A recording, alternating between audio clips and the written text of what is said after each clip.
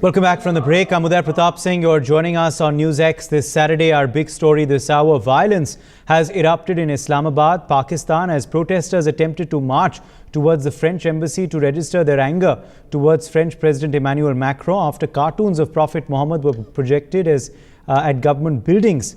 The cartoons were projected as a show of defiance after Samuel Paty, a high school teacher, was beheaded by an Islamic terrorist in Paris for showing cartoons of the Prophet of Islam to his students. The police in Islamabad resorted to tear gas shells as they tried to prevent the mob from reaching the French embassy. The police have blocked the road leading up to the French embassy. Protesters could be seen in videos attempting to cross the barricades that had been put up. Protests erupted elsewhere in Pakistan too, and much of the Muslim world as well. Lahore and Multan saw hundreds and thousands of Muslims take to the streets chanting slogans against France and calling for boycott of French products. Effigies of Emmanuel Macron were also set on fire as demands were made for Pakistan to sever ties completely with France. You can, of course, see those visuals now on your screen. Let's take it forward with a special panel that's live with us. Ambassador Suresh Kumar Goyal, former diplomat, is joining us live. Major General Dhruv Katoch, defense analyst, is joining us on the broadcast. Dr. Wael Awad, South Asia analyst, is also with us live. Sumit Peer, political commentator, is also joining the broadcast at this point. Let me begin with you first, Dr. Awad. Your assessment of the things as they stand in Pakistan and what's really prompting these protests. Are they orchestrated, sir? This kind of sloganeering, this kind of arson, of violence, of almost gheraing the consulate of the French in Pakistan? Well, I think any sort of violence behavior is not acceptable anywhere in the world, and I would say that no one also have the right to despise any religious figure in the name of freedom of speech, because that is also ridiculing other person feeling, and that we should not hurt the sentiments of the people. Having said that, I say if it is within the normal norms and regulation of having demonstration, boycotting foods, boycotting like we have seen in India, in France, in US, everywhere. I mean, even the French fries was denied in France, in US during the Gulf War, we know. And in India also we have seen companies closing and apologizing. It's fine. As long as it is within the normal conduct, it's fine. But when we see what's happening in Pakistan, it's a clear dangerous trend, because what's happening is nothing to do with actually the hurting of the Muslim feeling. That's fine. We should be more civilized in expressing ourselves, and we should continue to do so in the global phase. But here you're having politically motivated people who are trying to take advantage of people, innocent people in the street, or a naive or nomad people who just have a feeling toward their religion, and they are trying to mobilize to create more of extremism, radicalism, which is the parameters of this radical movement, which is by mobilization and ignorance, which is already prevailed in this part of the world. What we need to fight is, we have to fight collectively the COVID-19, the fallout of the economy, the political scenario, and the future of stability and fighting terrorism and radicalism, not to fall in the hand of the vested interest nation who wanted to see reviving of the terrorism in South Asia. Indeed, and now in fact it looks like, Ambassador Goyal, of course, you've been a former diplomat yourself. It does seem that these diplomats would want to leave Pakistan as soon as possible. I mean, horrifying visuals, of course, coming in. There was fear, obviously, in the embassy. Tear gas shells had to be used to remove the protesters. How do you believe this will impact ties between Pakistan and France? Well, I think Pakistan had only announced withdrawal of the non-existing Pakistani ambassador in France. So that does indicate the reaction from the government in Pakistan, and I'm sure that the way the violence has now spread, and the French diplomats from Pakistan, they want to leave the country. So this is a big strain on the relations between Pakistan and France. But I would say that this is not a strain coming out only because of what is happening now. The strain on relations between Pakistan and France had been existing even earlier, since the time that Imran Khan had become the president, and he had shown clear tendencies to support in fact, as Pakistan has been showing for a long time, supporting the terrorist groups. Therefore, the strain has now become more aggravated and more visible. But that kind of a strain has always been there, really speaking. That is a point number one. Point number two, Udabi, in fact, may say so. You asked earlier about whether these demonstrations, these activities are organized, somebody is actually behind them. No mobilization of masses can be done in a spontaneous manner. Mobilization does require effort on part of people to bring them together, to incite them. Yes. So clearly, there are people behind these demonstrations, these movements. Who they are, I will not venture to guess. That is point number one. Point number two, the way statements have come from Pakistan, Malaysia, etc., it is clear that there is a concerted move on behalf of several countries again to make it an Islamic agenda. Number three, as Dr. Awad said earlier, the fact is that no militancy, no extremism, no violence can ever be welcomed by any civilized community or civilized people. At the same time, coming from India, we have shown sensitivity to different views. We have shown sensitivity to different religions. I think it is necessary that we all also show sensitivity to different ideas. And we do not unnecessarily provoke any particular kind of group. So, having said that, but yes, I think we all need to oppose any kind of violence, whatever the provocation may be. And in this particular case, I think the violence is being provoked by a narrow agenda on part of some countries who want to use the opportunity to carry on an Islamic caliphate kind of approach. Thank you, Devi. Okay. Thank you very much. Stay with us, Ambassador Goel. Let me take that, of course, to Sumit Peer as well. Sumit, now clearly this shows the reality of the thinking, unfortunately, and the ideology of Muslims in Pakistan. The fact that they are completely misled, the fact that they are being made to believe untruths, the fact that they are siding unilaterally with radicalism.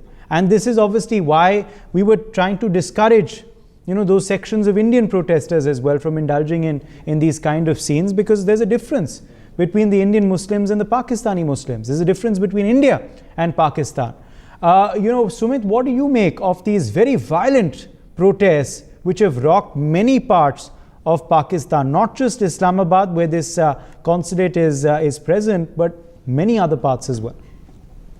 Uday, the difference between an Indian Muslim and a Pakistani Muslim is difference of that of a heaven to hell, and no mass forgetting what is heaven and what is hell.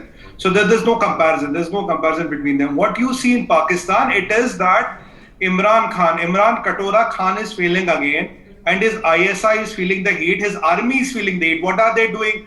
They want to distract the people. How do they distract the people? Start with Tamasha. Who are the people who are behind this? Tahreek-e Pakistan is some fundamental organization of Pakistan as per Pakistan standards, where Hafiz Sayyid and Lakhvir are NGOs. So you can imagine what kind of radicals they are. Pakistanis call them radical. So their 2,000 protesters are the people who are causing this tamasha. Now this is a good distraction and move away people from the PDM, Pakistan Democratic Movement, where all 13 parties are getting together against Imran Khan. So he has got a beautiful distraction. And now I want to ask them one thing. Pakistan has become like a Begani Shadi mein Abdullah Diwana. If there's a fight in Tajikistan, right?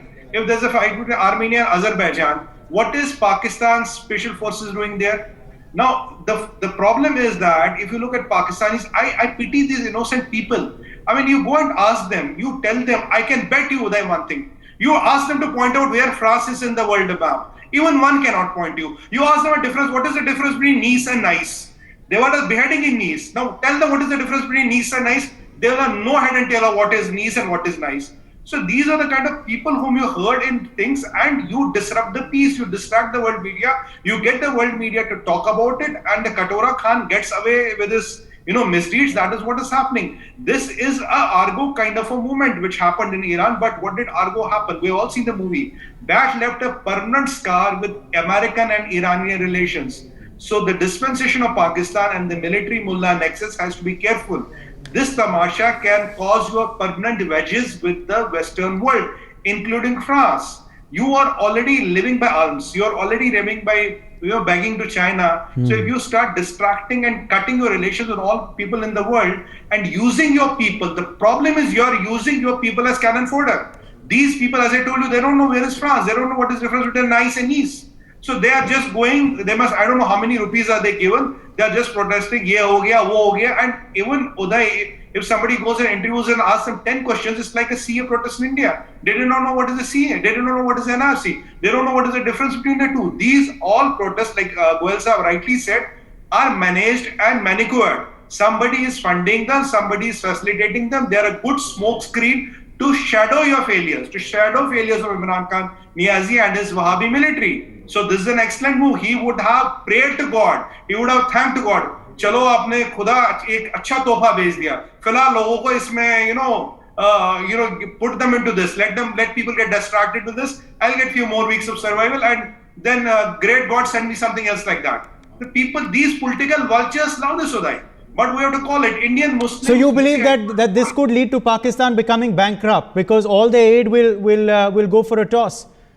Of course this will, because if you do this on the roads and if you attack embassies, Argo left a permanent scar between Iran and America. If you go and do this, what is the impression you are telling? You are on ventilator. You are literally on ventilator and you want to cut the oxygen pipe of the ventilator. God save you. And let me tell you, Uday, my kind of a Muslim leader is Dr. APJ Abul Kalam. We don't believe in Lakhvis and Masood Azhars and whoever, whatever their names is. I don't want to take their evil names on my on your show and on my tongue. This is our Indian Muslim. We have nothing to do with Pakistan and Pakistan kind of Muslims and their kind of ideology. We condemn it and we support with the people of France. I'm glad Government of India has supported the people of France and the government of France because it is for liberty, it's for equality, and it is for justice of all. You cannot have right to behead me on the roads. We cannot have beheading started on the roads and justify it by any way whatsoever, whatever your reasons or causes may be. Violence, beheading on the roads of France or anywhere in the world cannot be supported. Okay, I'm taking a very short break. After the break, I'll also get in Major General Katoch onto the discussion. Back in 2 minutes, don't go anywhere.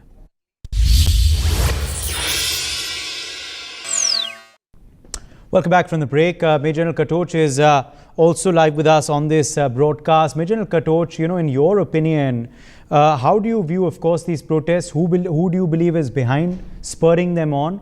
And, how do you really see relations between the European Union, between France and Pakistan progressing further? Not just because of these protests, but also because of the utterances of Imran Khan on the incidents in France as well. Uday, I think what we are seeing on a very, as a long-term perspective, if you look at it, there are certain forces which are trying to promote what we call the war of civilizations. Right, from the Middle Ages where you had the wars between the cross and the crescent, the crusades took place at that point of time. And people are again trying to promote a similar agenda. So basically when we are looking at the West, which is largely a Christian denominated people, and when you're looking at the Islamic world, there is an attempt now to create a schism between the two. And one of the reasons why that has been created is perhaps in an attempt to unify what they call the Muslim world, if I can use a very loose expression. The Muslim world is a very diverse world, but to use a very loose expression, an attempt to get them all under one leadership. It is what Dr. Wael Awad referred to by certain people trying to gain prominence within the Islamic world to get control, like Turkey. And I think Turkey, and if you look at where these protests are happening, you will see three countries again. You will see Turkey, then you will see Pakistan. Again, you will see something happening in Malaysia, and you will see Iran. So you will find these are the four countries which are really looking into a particular type of agenda where they can get leadership of the Muslim world, in a sense. So obviously they will try to promote this agenda, and again I'm referring to it as between the West, which is Christian, and the Islamic world. Now, a third party which is coming to that is China, which is again aiming for superpower status. But you don't find the Islamic world getting to war with China. And if China does the same thing as what France had done, believe you me, there'll be no protest anywhere.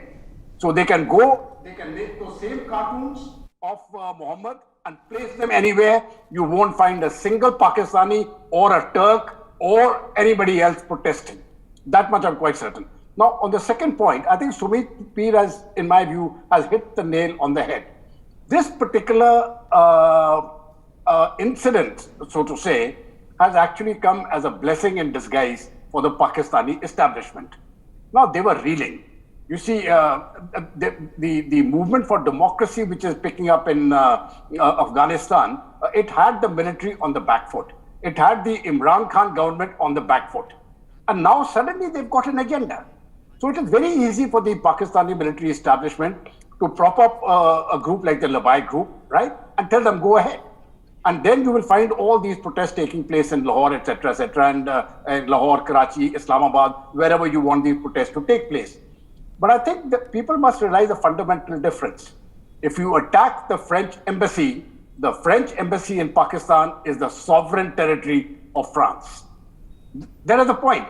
That is the sole purpose of an embassy is within that premises of that embassy, it is the sovereignty rests with the actual country whose flag flies there. So if you attack the embassy, you are attacking France. Now, that is something which I think Pakistan has understood, and they will ensure that that doesn't happen. But if that does happen, then I think it will lead to very severe consequences. Having said that, I think for Pakistan and the people of Pakistan, I haven't really understood why are you going and destroying your own property, right? Inconveniencing your own people for something that has happened in France. It doesn't really make sense to me. So I think there is a great deal of stupidity also attached to the manner in which these protests are occurring. Pakistan, you had mentioned, will this bankrupt Pakistan? I beg to disagree. Pakistan is already bankrupt, right? So it will bankrupt them further. That may be a more correct statement. It will bankrupt them further to the point by which, I really don't know if they can come back even now. But even in this state of bankruptcy, if they are going around and stopping all activity within their own country to protest an incident of this nature, I think this entire civil society within Pakistan needs to rethink their strategy as to what needs to be done. Uday. Dr. Abad, where do you really see relations heading between Pakistan and the Western world going forward now? Well, I think relations between any country depend on the interests of this nation, what is the conflict of interest rather than any ideology. No one believes in ideology anymore in the world. There is no ideology, people fight for it, by the way. I mean, if the emperor or the king of UK can change the whole country because he was in love with one Protestant lady, so I can understand that this is no ideology. Similarly, the Zaradishtis in Iran, the emperor have accepted them when they treated his horse. It's a clear indication that there is no ideology can be followed. So therefore, using religion by any means, by any kind of thing, it's a way of the political Islam that have been introduced into the country and encouraged by Europe to destabilize this part of the world and create Islamophobia all over. So right-wing rising in Europe can take full advantage of this. So Pakistan is at a crossroad at the moment for two reasons. A, Imran Khan internal turbulence is creating a very going to unseat him, and he is feeling the heat. So therefore, you need a wave of emotion and weapon of mass deception of the people to rally behind. So there is no question that emotion does not build up the nation, by the way. So therefore, we do not build up nations in our emotions. So Pakistan has to find its place in the international community by having a good relation with all the countries, because Pakistan's division and the post-colonial was that Pakistan should be a country to rally behind for the good and true Islam, not to see their internal and attacking minorities. And that is issues which we have been debating for years. But I believe that neither Turkey nor Pakistan nor Macron are my way of leaders that I really like to rally behind them. All of them are guilty of the same crime. Everybody is taking full advantage of his own internal affairs by using religion sentiments of the people. So France will definitely have a problem with the Pakistan, but I think history tells us also that the clean chit to France involvement in the Arab world and in the Muslim world is not very good. So I don't think that secularism in France really has to be defended. Every citizen in this world have the right to to demonstrate, Okay. to show his anger, and that is understood. I have no disrespect for any All viewers. right. I may disagree with you, but that is my way of it. You have full right to show your Last word. anti-sentiment. Last word to Suresh Kumar Goel. How do you see this progressing further now? With protests spiraling, Turkey, Pakistan, by the day, France adopting a very stern approach, not backing down on its stance. India, a lot of the world, most of the world supporting, of course, the French position. Ambassador Suresh Kumar Goel, where do you see this story headed? Eventually, all the demonstrations of this nature, they have a shelf life. So unless there are domestic compulsions involved, and which could basically be that either the government trying to deflect the attention of people away from the people's movement for democracy, or the other side itself using the protest to put government under greater pressure. Either of that could be true. So unless the either sides they continue to incite these demonstrations, they will have a shelf life. That is number one. Number two, Pakistan is supported at the moment not by the West. Pakistan is surviving basically because of China. And China will continue to support it really for its own narrow interest till it is able to get all those distressed assets in the form of the port and other things. So I think we need to see how the dynamics plays out. We should not expect Pakistan to sink, but we should expect Chinese influence to grow even further.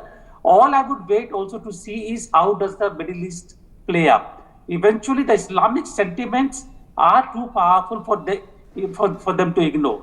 So far they are quiet, but let us see which way do they react. All right. We're completely out of time. I'm going to have to leave it at that. My thanks to all of our guests for joining us. Let's take a very short break. Much more on the other side.